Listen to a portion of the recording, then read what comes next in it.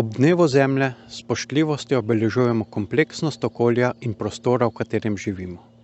Smo gostje na delčku planeta, ki je nenadomestljiv.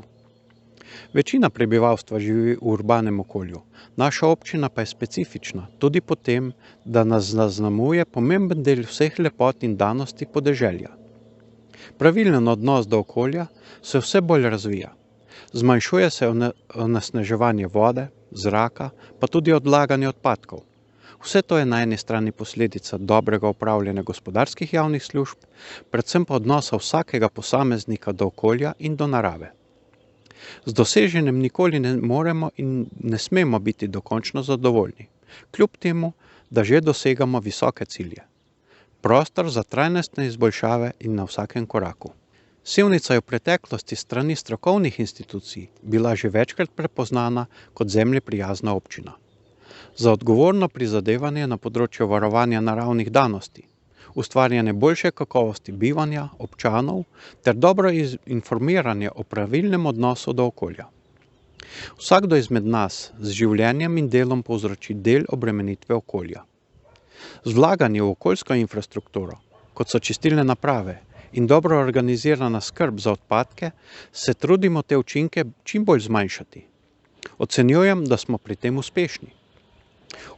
Uspešni pa smo tudi zaradi ozaveščenosti mlajših generacij, ki preko vrtcev in šol pridobivajo pomembna znanja in močno prispevajo k trajnemu varovanju narave.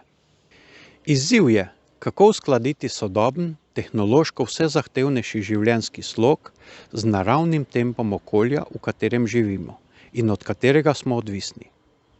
Tudi sobivanje človeka z gozdom mora biti odgovorno. Gozd je kompleksna združba rastlin in živali. Pogosto opazimo samo velika drevesa in nam ljube živali.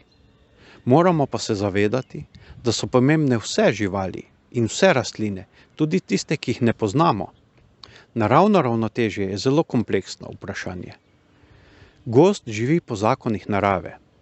Hkrati pa je tudi gospodarski prostor, v katerem smemo in celo moramo kakšno drevo posekati, da naredimo prostor novemu življenju. Gre za naravni cikel odgovornega prehajanja življenjskih faz.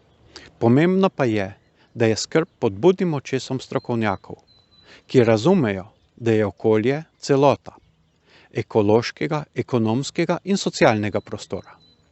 S to sporočilnostjo se sprohodimo po tematski poti Gozd je kultura.